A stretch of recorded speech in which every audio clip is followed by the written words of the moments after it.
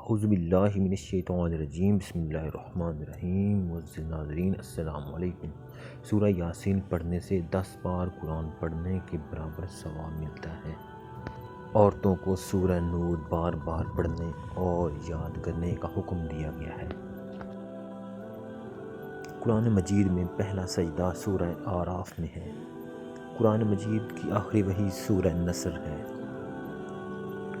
روح القرآن سورہ یاسین کو کہا جاتا ہے۔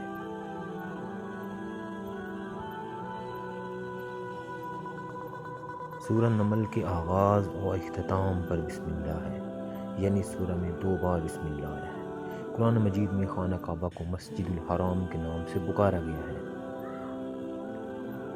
قرآن مجید میں کل 26 پیغمبروں کا ذکر آیا ہے۔